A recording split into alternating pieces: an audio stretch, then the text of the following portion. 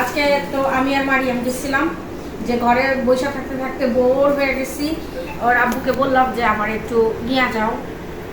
বলে কোথায় যাওয়া? আমি বলছি যে একটু গাছের এখানে নিয়ে যাও। তো সে তো বুঝতে পারছে, নিয়ে গেছে, কিচ্ছু বলে নাই। কারণ হচ্ছে ঘরে বসে থাকতে থাকতে একদম মানে শুধু ঘরের কাজ ছাড়া আর কোনো কিছুই করি নাই।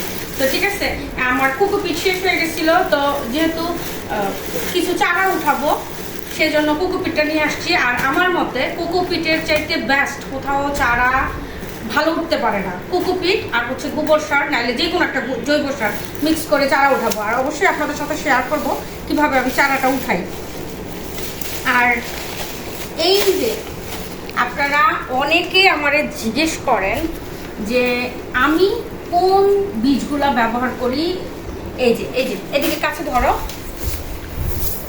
এই যে লাল তীর, এই লাল তীরের যে কোনো দামটা একটু বেশি নেয়, অন্যান্য বীজ তুলনায় এই দামটা বেশি নেয়, কিন্তু এই লাল তীর যেইটাই লেখা দেখবেন সেটা অবশ্যই আনবেন। কারণ এই বীজগুলা আপনার 90% পর্যন্ত জার্মিনেট হয়। সিরিয়াসলি বললাম। কি সামা, কিছু না? তোমার কি মন খারাপ? তোমার মুখে কি দাও তো? সিমের বিসি এই মাইয়ারে নিয়ে কই যাবো আল্লাহ। তো এই প্যাকেট এগুলো আমার কাছে কিন্তু আছে, ঠিক আছে। ধনিয়াও আছে, ইভেন সিমের কেরালা জাতের সিমের বীজও আছে।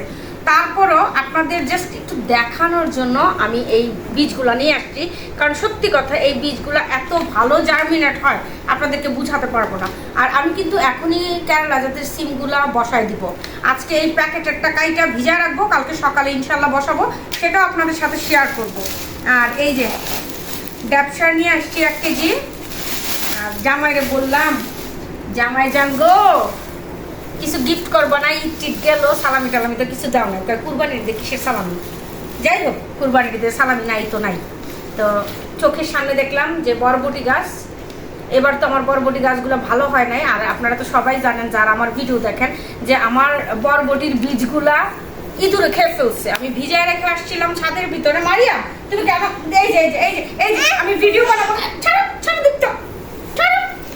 মানে ভিডিও বানাইতে আসলে এই যে একটা হয়েছে এসএসসি পরীক্ষা দিছে, আর ওর বয়স কত এটা চিন্তা করে না। দুইজন সাপার বেচির মতো লাইগা থাকে সারাক্ষণ।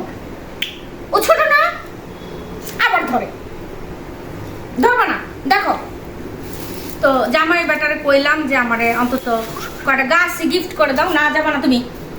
তো চিন্তা করলো যে না দিলেও তো জ্বালা, মুখ কালা করে থাকবো, শেষ বেশ দিচ্ছে।